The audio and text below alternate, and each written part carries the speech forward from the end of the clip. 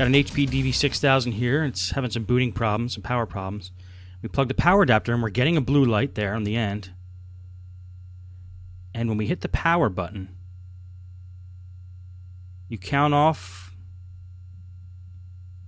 5 seconds, 6, 7, 8, 9, 10, 11, 12, 13, 14, 15.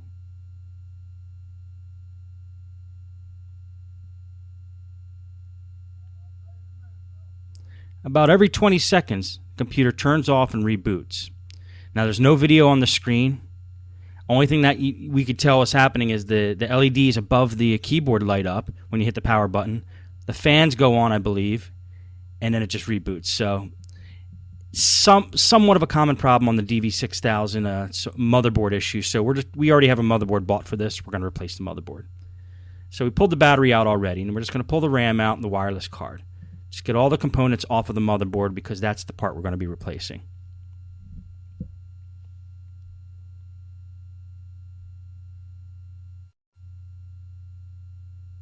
Now we're going to pull the hard drive out.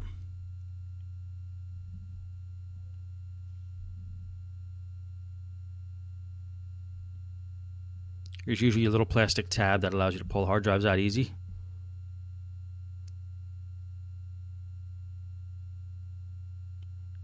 Now we're going to take the screws out of the computer that appear to be holding in the hinge cover plate, which is the next part I usually like to take off because it gives us access to the keyboard and the screen. And the DV6000 has a couple screws that hold the keyboard in as well. They have a little icon of a keyboard next to them. There's about 3 of them. And you can't get the keyboard out until you pull those out. And those are the 3 I'm pulling out now.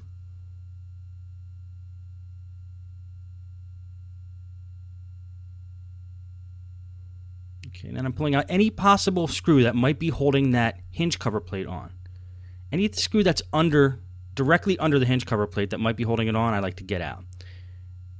We got to take these screws out anyway, so. Now these 2 screws in the back on the DV6000 are different size than the other ones, the ones I just showed you there. Most of the other case screws here are pretty much the same length, so we don't have to worry too much about putting the screws back because we know where they go. All the ones of these long length are holding in the covers here. And sometimes I like to do this just since I'm under the laptop here and I know I got to get to the motherboard, I'm just going to pull every screw out, including the ones that are under the hinge cover plate, but might as well get them all out now. Can't hurt.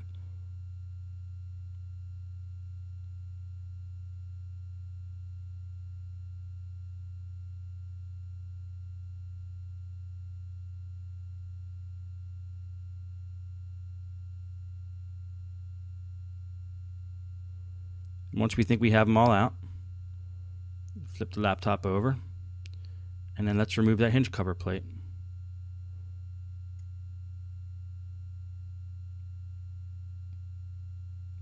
DV6000s are tricky with the hinge cover plate because on the left-hand side, there's a couple cables that are holding it in. So it's nice if you could get the keyboard off first. You could have access to those cables, or ribbons, I'm sorry. See those 2 black ribbons are holding the hinge cover plate in, plus there's something that's, I believe, a speaker wire that's holding it down. So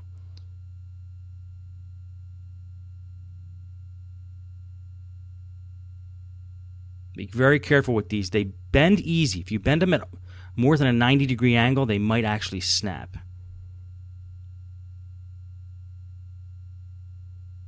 And this orange piece of tape is holding the wireless antennas into the hole that goes through the case there. It brings them into the bottom of the computer. Pull that tape off, and then we could start peeling away the wires for the wireless card, which actually lead up into the screen. So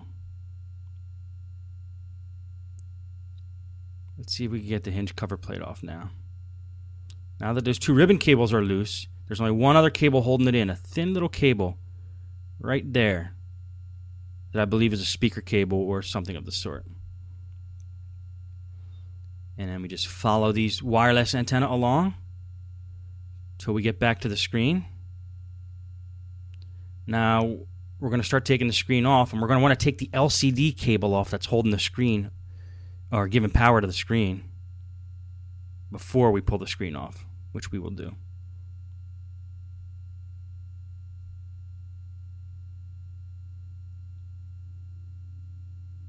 Okay, these screws I'm taking off now are just the covers of those hinges. There's two little screws holding the hinge covers on.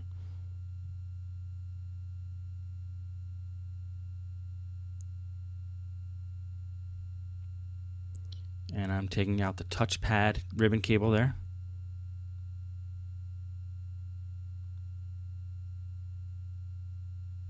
Checking if there's any screws on the back of the computer that are holding the screen in. Now we're pulling out the LCD cable.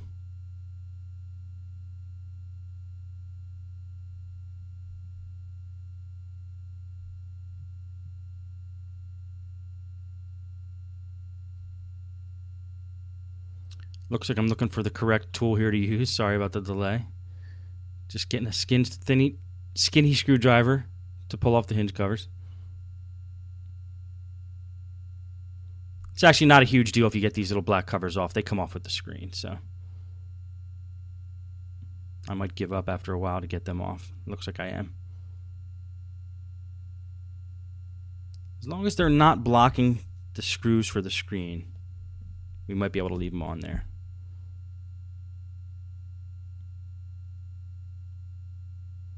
We're pulling up the LCD cable and detach that from the motherboard. So now the screen can freely come off.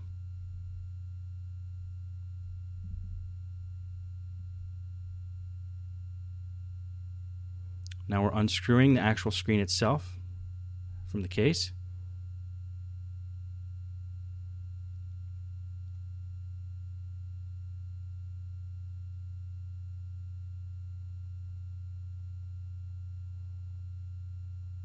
And the screen comes off. So we didn't have to take those little black covers off. Now we have some space to work. I love getting the screens off and out of the way because now we can work with a flat surface, not worry about scratching or damaging the screen. And now we're just going to start taking the screws off of the top cover here that appear to be holding the motherboard in and attaching the top cover to the bottom cover, which is going to be almost every screw that you see.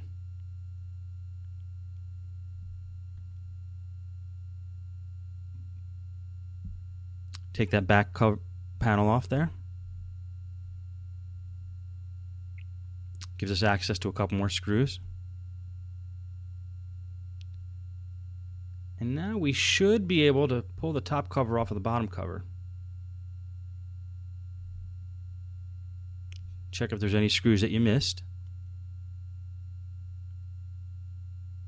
And once all the ribbon cables and speaker cables and every other cable is detached and all the screws are out, we'll be able to get the cover off. When you start pulling and you feel force, look for screws that are still holding it in.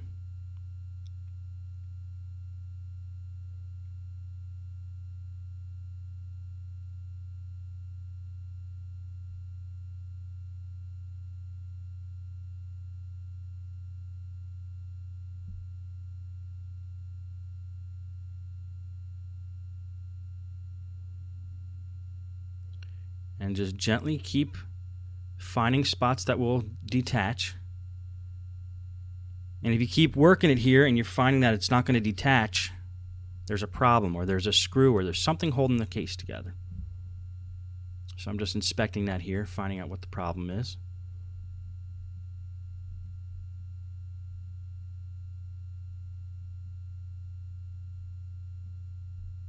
Looks like all the screws are out, so the question is, why is this case not coming apart?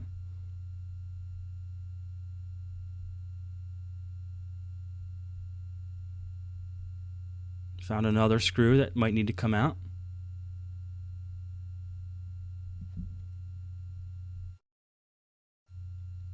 And there's actually two little hex nuts right there that the wireless card screws into. Those actually come off and they keep the top case attached to the bottom case and attached to the motherboard. That's a little trick of a DV6000. I had to edit out the 10 minutes of video of me trying to find that out, but that is the problem there. So once you get those 2 screws out, now we should be able to remove the top cover from the bottom cover very easily and expose the motherboard. So those 2 screws were holding it in. Now if we forced it open, we would have broke something. So take a little time and try to find those things if you have to.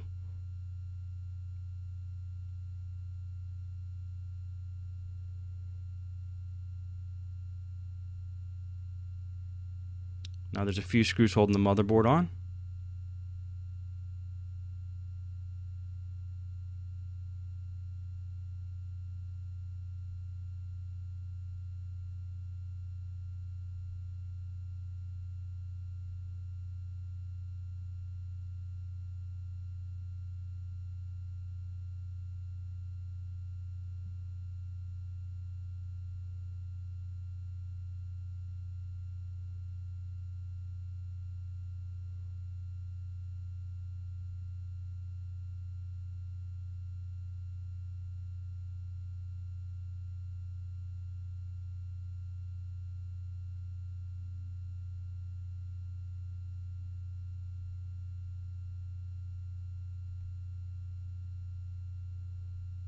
Now, there's still some force holding it in. We don't want to force anything, so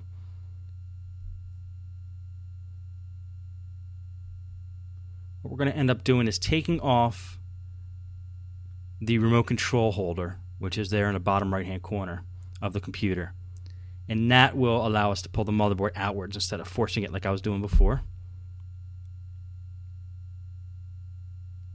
There's 4 screws holding that in. That's going to come up, pull out, and now we can pull up the motherboard from that side.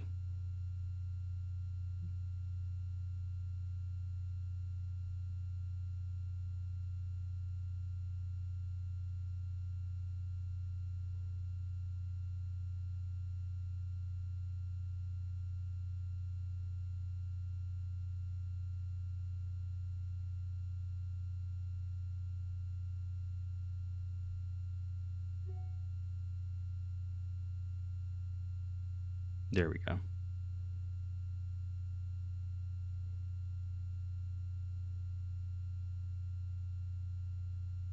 Make sure all your cables are disconnected.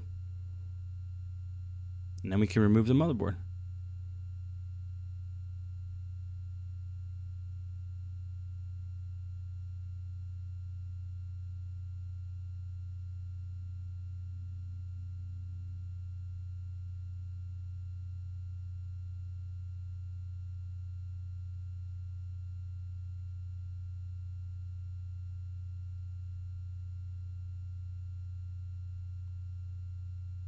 I like to take a vacuum here, and since you have these laptops open, this is a great opportunity to get the dust and dirt out.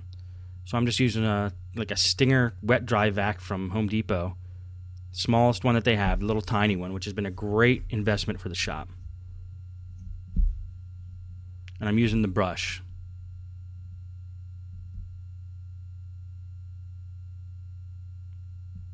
Now let's get that motherboard back. We're going to have to pull off the processor and the CPU fan. I like to loosen these screws in like a star fashion, like you're removing a tire, so you're not putting too much pressure on the processor.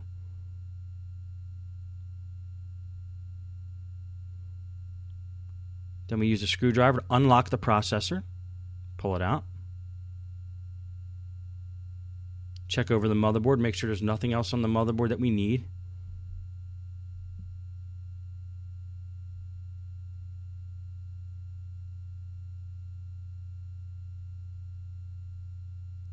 And once we determine that, grab the new motherboard and get started again.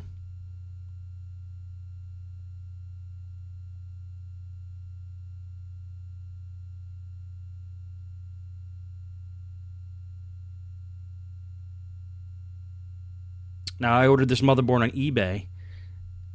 The DV6000 motherboards have a model number right under the RAM. And if you do a search for that model number that's right under the RAM, I think it usually ends in like a 0001. There's a little white sticker there, you can see it. that will tell you which model number to get as a replacement.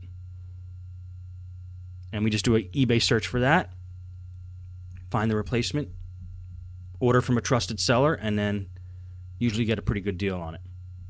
It beats buying it directly from HP.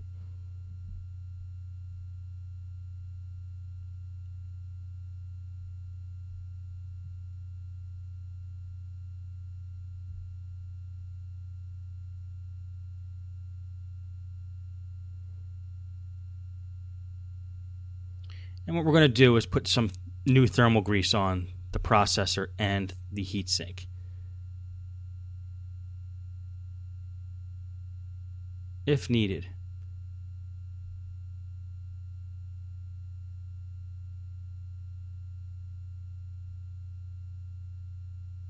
Sometimes the heatsink will have a thin layer of metal rather than actual thermal paste,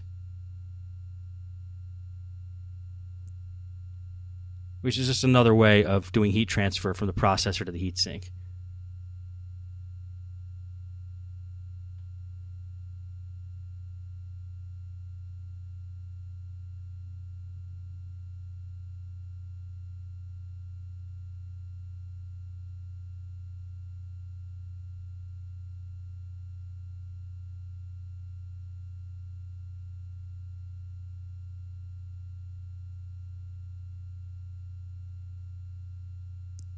We're going to take a processor, make sure it's lined up. Make sure that the locking screw is set to unlock position before you put the processor in. Processor should just slide right in.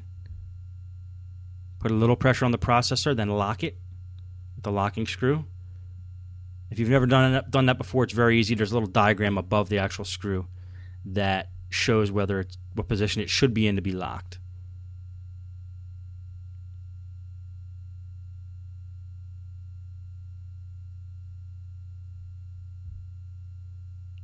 Lock it up.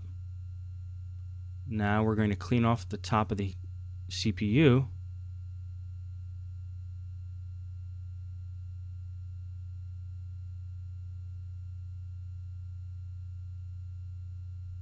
And I'm actually just scraping off with my fingernail some of the hardened residue that's on the top of the CPU. A lot of times an overheating CPU can fry a motherboard, and that might be the problem. So we want to make sure that it's okay, and you have a good, strong, heat bond between the heatsink and the CPU itself.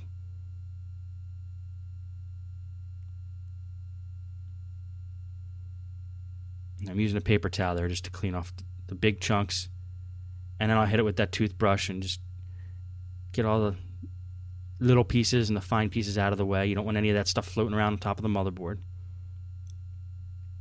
until we get a nice clean connection on there. Hit it with some compressed air.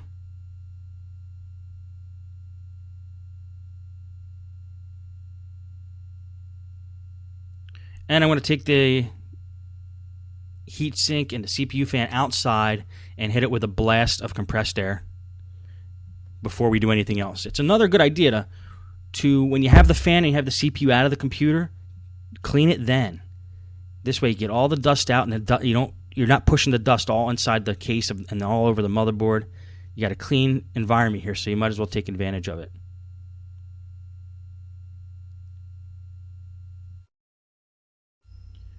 Now we're going to take some thermal grease and put a little dab of it on the processor. You don't want to put too much.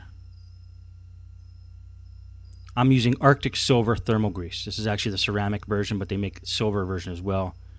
I believe the silver is better quality, but this should be just fine.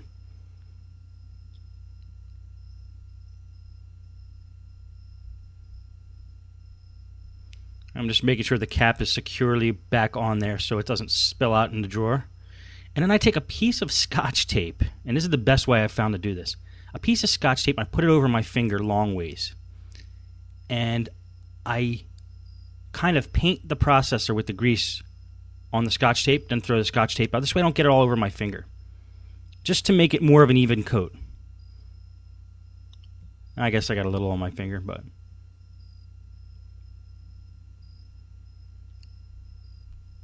And I'm just cleaning up around the edges. I like to be a little neat when I put the grease on the processor.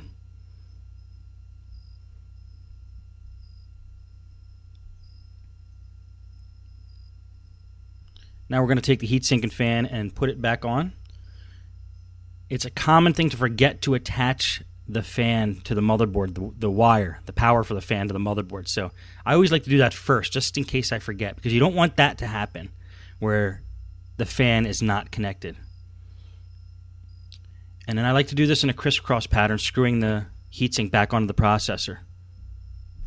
Because I don't like to put, if you just take one side and screw it all the way down, I feel like it puts too much pressure, and you want a nice even pressure put on the processor. You don't want it to get messed up anyhow.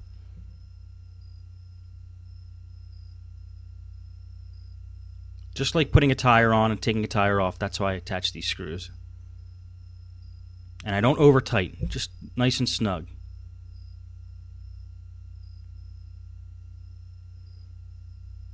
Now it's time to put the motherboard back into the bottom case.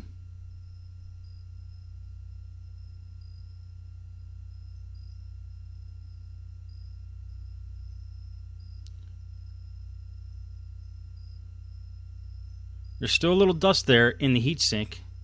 So, like I said before, since you have the motherboard out and the fan out, the heatsink out, clean it up while you can. I'm just using a toothbrush to get in between the fins there.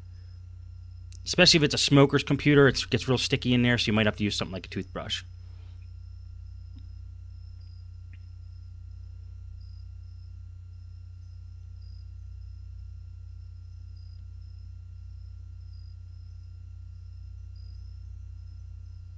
Sorry, it's out of frame a little bit there. I'm actually going to take the vacuum as well with the brush attachment like we used earlier and use that to get the rest of the stuff out of the heatsink. Just want to make a nice clean, way for the air to pass through. Okay, we're back now. The heatsink is clean. It's time to put the motherboard back into the computer. Just make sure you have it lined up properly. It only goes in one way.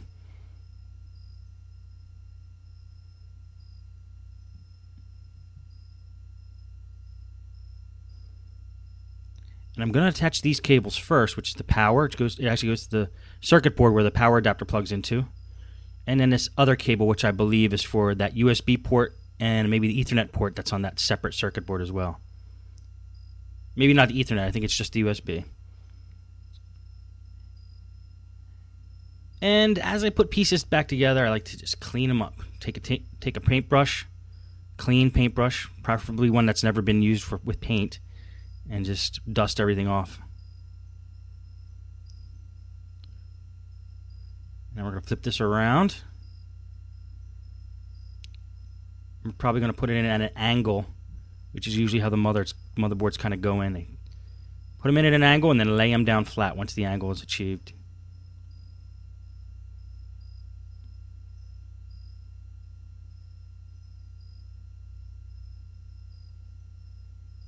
And that's not quite in, so let's see if we can push it down and snap it in.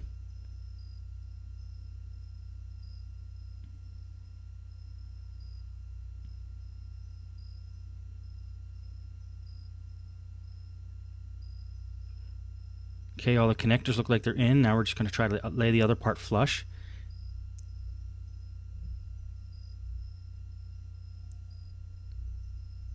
If the motherboard's not laying flush like it was when you first took it out, then check for connectors under the motherboard that's holding it in.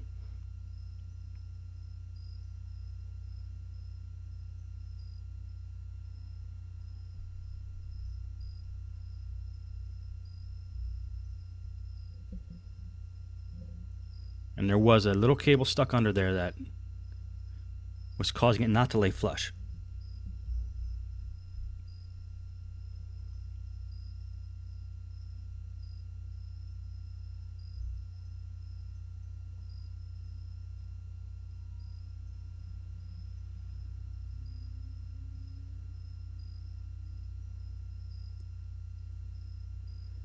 I'm taking a little bit of time here because it still doesn't seem like it's seating in properly. And you don't want it to arch up at all because then you know something's wrong. And then when you screw everything back together, you could actually be damaging the motherboard.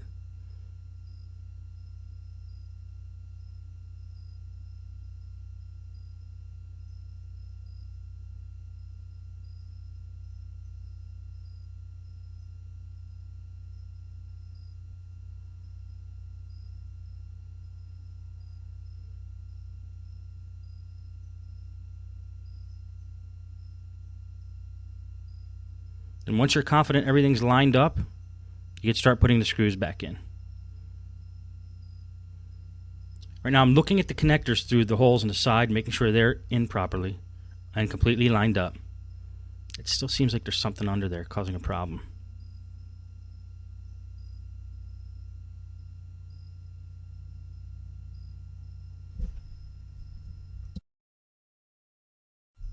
Okay, and it looks like we got everything laid flush now, so we're going to put the pieces back.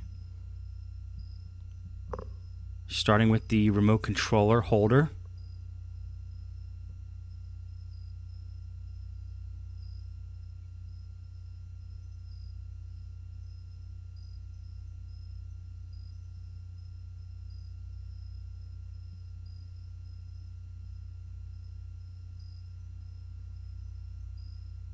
Just going to put those 4 screws in.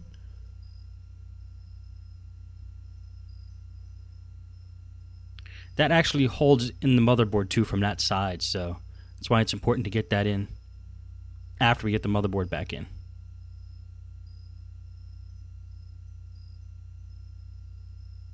All the holes are lined up, everything's looking good.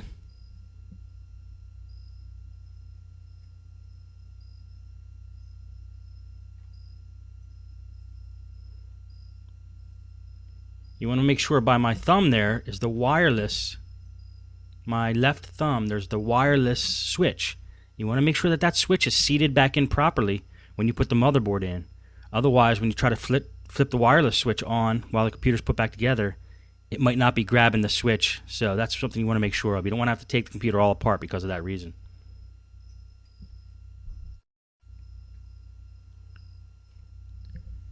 Now we're going to start putting the screws in the motherboard.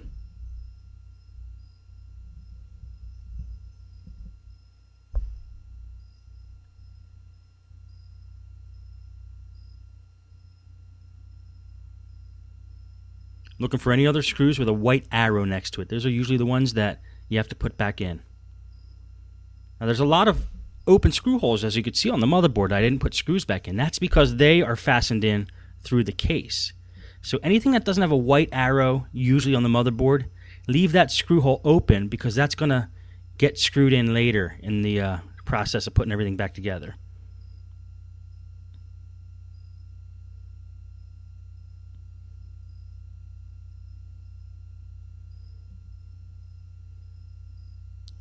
Make sure that the top case fits back on properly.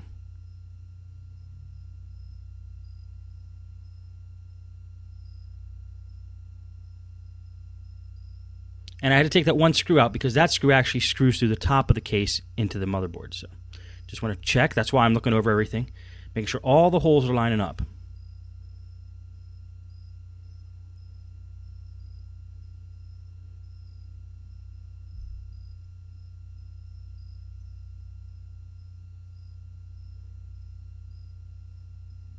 Then just push around the edges of the case, make sure everything snaps in. And then start putting screws back.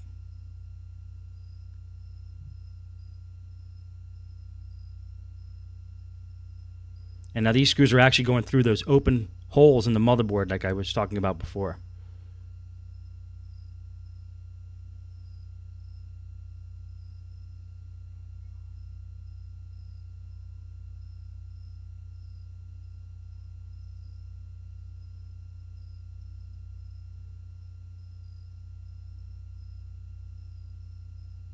I'm going to start putting screws in the bottom.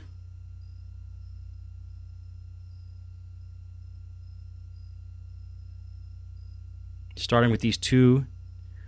They're actually hex nuts which provide the screw holes for the wireless card. They're like standoffs. That's what they look like, little standoffs.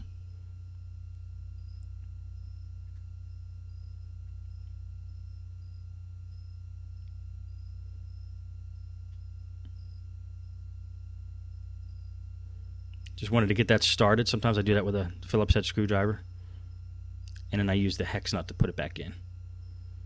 Now it's time to just put all the screws back in. Now I'm going to speed this up just to save you from some boredom.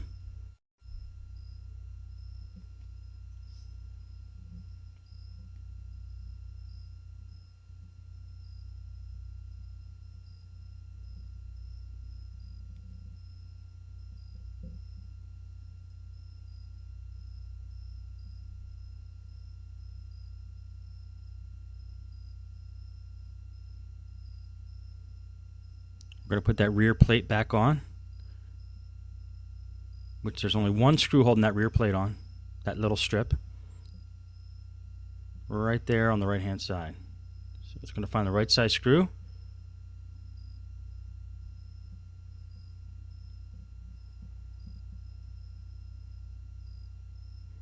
Get the screen on. Attach the screen with the 4 screws. And I use a bigger screwdriver to tighten it up and get some torque. You don't want those screws that hold the screen on to get loose. Then the screen flops around. Now the trick is to feed the wireless antennas back at the same path that was originally there. And these DV6000s have a little metal tabs you bend up, and then you bend them back down once you get the wire in place. It makes everything flush. Otherwise the keyboard's going to be popping back out a little bit. It's kind of a pain to follow the path, but it does make it through. So, and then you feed it right back through the hole in the bottom.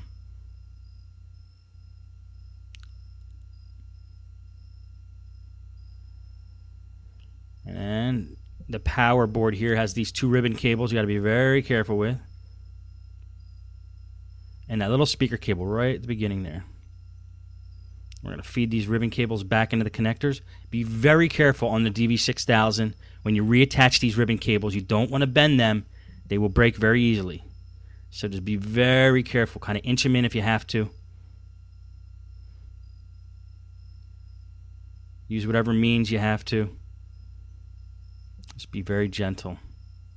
It doesn't look like I'm being gentle as this is going fast, but trust me, I'm taking my time with it. And then again, these have metal tabs. You pull them up, and the ribbon cables sit under the metal tabs. And then make sure you put the metal tabs back down. Otherwise, again, the keyboard will not be flush when you put the keyboard back on. Keyboard snaps in. Now, there's no screws holding the keyboard in from the top. They're all coming through the bottom. So once you get the ribbon cable for the keyboard in, it's going to slide right in and sit flush. Right under that hinge cover plate. Flip it around. Screwing the keyboard in now. And screwing the plate in now.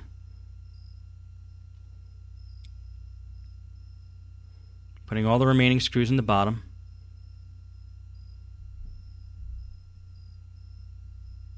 We're attaching the wireless antenna. Putting in the hard drive. Putting in the CD drive, usually held in by 1 screw. Putting the RAM back in. Putting that plate for the RAM back on. Make sure everything is flush. Put the battery back in. Plug in the power. Flip it on. Cross your fingers if you want to. Get happy when you see all the lights come on, and then look for your video to come up. And there it goes. That's normal for the DV6000 taking that long for the video. It's a little scary though when you attach a motherboard and you're waiting for that. Well, that's how you do a motherboard replacement on a HP DV6000.